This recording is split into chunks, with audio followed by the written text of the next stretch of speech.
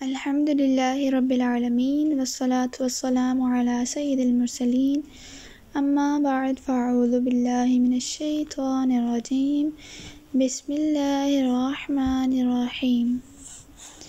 آیت نمبر 188 وَلَا تَأْكُلُوا أَمْوَالَكُمْ بَيْنَكُمْ بِالْبَاطِلِ وَتُدْلُوا بِهَا إِلَى الْحُكَّامِ لِتَأْكُلُوا فَرِيقًا مِّنْ أَمْوَالِ النَّاسِ بالاسم وانتم تعلمون، اور آپس میں ایک دوسرے کا مال ناحق نہ کھاؤ اور نہ حاکموں کے پاس ان کا مقدمہ اس لیے پہنچاؤ کہ لوگوں کا کچھ مال ناجائز طور پر جان بوجھ کر کھا لو۔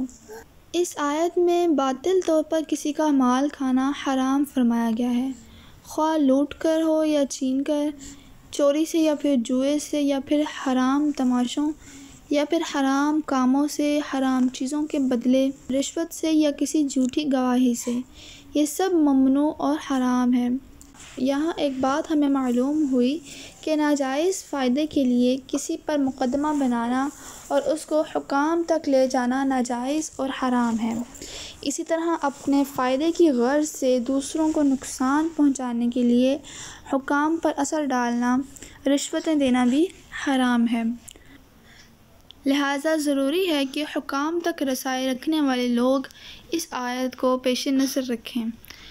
حضرت ابوبکر صدیق رضی اللہ تعالیٰ عنہ سے روایت ہے کہ نبی کریم صلی اللہ تعالیٰ علیہ وآلہ وسلم نے ارشاد فرمایا، وہ شخص ملعون ہے جو اپنے مسلمان بھائی کو نقصان پہنچائے یا اس کے ساتھ دھوکہ کرے۔ ایک اور بات ہمیں یہ معلوم ہوئی کہ جھوٹی گواہی، جھوٹی وکالت یا کسی جھوٹے مقدمے کی پیروی کرنا، یہ سب کام بھی حرام ہیں۔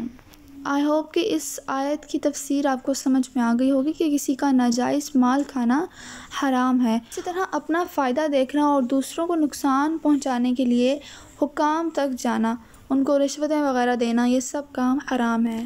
اللہ تعالیٰ سے دعا ہے کہ اللہ تعالیٰ ہمیں ان تمام حرام کاموں سے بچنے کی توفیق عطا فرمائے، آمین۔ آیت نمبر 189 یسألونک عن الأہلہ قل ہی مواقیت للناس والحج وليس البر بأن تأتوا البيوت من ظهورها ولكن البر من اتقى وأتوا البيوت من أبوابها واتقوا الله لعلكم تفلحون۔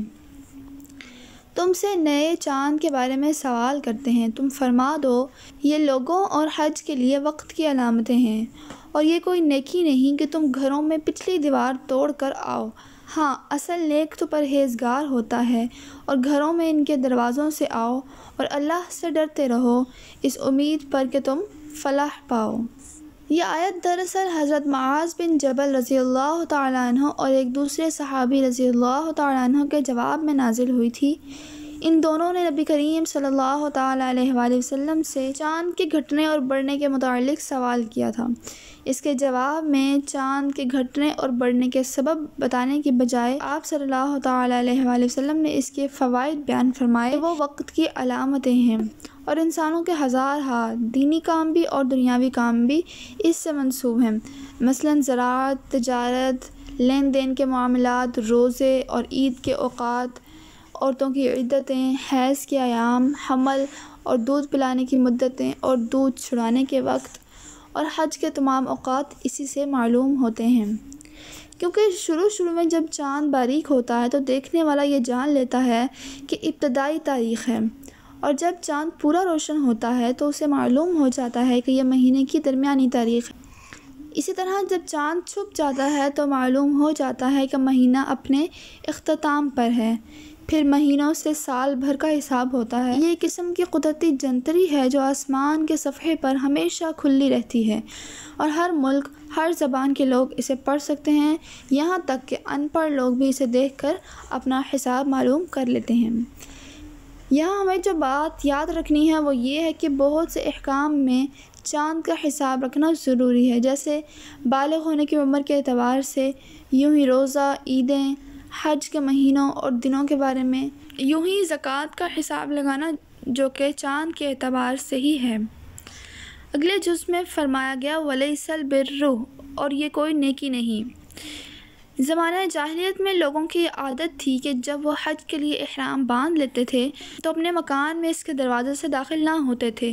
اگر انہیں ضرورت پڑتی تو پچھلی دیوار توڑ کر آتے اور اس کو نیکی جانتے۔ اس پر یہ آیت نازل ہوئی کہ یہ کوئی نیکی نہیں ہے کہ تم گھروں کے پیچھے سے آؤ، اصل نیکی تو یہ ہے کہ تم تقوی اور پرہیزگاری اختیار کرو اور اللہ تعالیٰ کا خوف رکھو اپنے دلوں میں اور اس کے احکام کی اطاعت کرو۔ اس سے معلوم ہوا کہ کسی چیز کو بغیر ممانعت کے ناجائز سمجھنا جاہلوں کا کام ہے۔ اپنی طرف سے غلط قسم کی رسمیں اور پابندیاں لگا لینا بھی جائز نہیں ہے۔ بہت سے کام ویسے تو جائز ہوتے ہیں لیکن اپنی طرف سے شرعاً ضروری سمجھ لینے سے وہ کام ناجائز ہو جاتے ہیں۔ فار ایگزامپل، فوت شدگان کے لیے ایصال ثواب کے لیے صوم 40واں وغیرہ کرتے ہیں کہ ویسے کریں تو جائز ہیں، لیکن اگر یہ سمجھ کر کریں کہ یہ کرنا ضروری ہے یا دوسرے اور 40ویں دن ہی کرنا ضروری ہے تو یہ ناجائز ہے۔ اسی طرح صوم اور 40واں وغیرہ جائز ہے تو انہیں اپنی طرف سے ناجائز کہنا بھی حرام ہے۔ بہرحال ہمیں ان تمام چیزوں سے بچنے کی کوشش کرنی چاہیے۔ ہم سب جانتے ہیں کہ آج کل زندگی کے بہت سے معاملات میں نہ جانے کیسی کیسی رسمیں ہم نے خود سے بنا رکھی ہیں، تو ہمیں ان سب چیزوں کی طرف غور کرنا چاہیے اور ان تمام چیزوں سے بچنا چاہیے جو ہمارے لیے ناجائز اور حرام ہیں۔ آیت نمبر 190، وَقَاتِلُوا فِي سَبِيلِ اللَّهِ الَّذِينَ يُقَاتِلُونَكُمْ وَلَا تَعْتَدُوا إِنَّ اللَّهَ لَا يُحِبُّ الْمُعْتَدِينَ، اور اللہ کی راہ میں ان سے لڑو جو تم سے لڑتے ہیں اور حد سے نہ بڑھو، بے شک اللہ حد سے بڑھنے والوں کو پسند نہیں کرتا۔ 6 ہجری میں حدیبیہ کا واقعہ پیش آیا۔ اس سال حضور سید المرسلین صلی اللہ تعالیٰ علیہ وآلہ وسلم مدینہ سے عمرے کے ارادے سے مکہ مکرمہ روانہ ہوئے۔ مشرکین نے آپ صلی اللہ تعالیٰ علیہ وآلہ وسلم کو مکہ مکرمہ میں داخل ہونے سے روک لیا اور اس پر یہ صلح ہوئی کہ آپ صلی اللہ تعالیٰ علیہ وآلہ وسلم آئندہ سال تشریف لائیں گے تو آپ کے لیے 3 روز کے لیے مکہ مکرمہ خالی کر دیا جائے گا۔ چنانچہ اگلے سال 7 ہجری میں حضور پر نور صلی اللہ تعالیٰ علیہ وآلہ وسلم عمرے کی قضاء کے لیے تشریف لائے۔ اب آپ صلی اللہ تعالیٰ علیہ وآلہ وسلم کے ساتھ 1400 یعنی 1400 صحابہ بھی تھے۔ مسلمانوں کو یہ اندیشہ ہوا کہ کفار نے اگر وعدہ پورا نہ کیا اور مکہ میں حرمت والے مہینے میں یعنی ذی القعدہ میں جنگ کی ہم سے تو مسلمان چونکہ حالت احرام میں ہوں گے، اس لیے اس حالت میں جنگ کرنا ان کے لیے بہت مشکل تھا، کیونکہ زمانہ جاہلیت سے ابتدائی اسلام تک نہ حرم میں جنگ جائز تھی اور نہ ہی حرمت والے مہینوں میں جنگ جائز تھی۔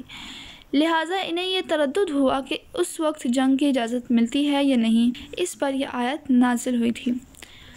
آیت میں اجازت کے معنی یا تو یہ ہیں کہ کفار تم سے لڑیں یا جنگ کی ابتدا کریں، تم ان سے دین کی حمایت اور اعزاز کے لیے لڑو۔ یہ حکم ابتدائے اسلام میں تھا، پھر منسوخ ہو گیا تھا اور کفار سے قتال وغیرہ کرنا واجب ہوا، خواہ وہ ابتدا کریں یا نہ کریں۔ یا پھر اس اجازت کے معنی یہ بھی ہو سکتے ہیں کہ تم ان سے لڑو جو تم سے لڑنے کا ارادہ رکھتے ہیں۔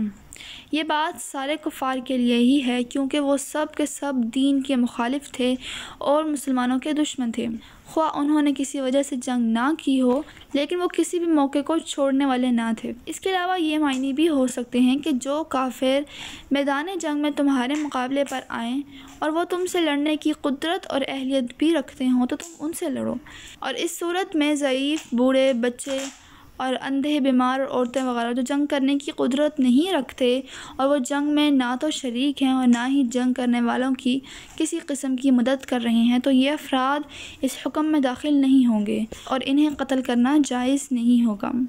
اور پھر فرمایا گیا وَلَا تَعْتَدُوا، اور زیادتی نہ کرو۔ اس سے یہاں مراد یہ ہے کہ جو جنگ کے قابل نہیں ہیں ان سے نہ لڑو، یا جن سے تم نے عہد کیا ہو، یا بغیر دعوت کے جنگ نہ کرو۔ کیونکہ شرعی طریقہ یہ ہے کہ پہلے کفار کو اسلام کی دعوت دی جائے، اگر وہ اس کا انکار کریں تو ان سے جزیہ طلب کیا جائے، اور اگر اس سے بھی انکار کریں تب جنگ کی طرف جایا جائے۔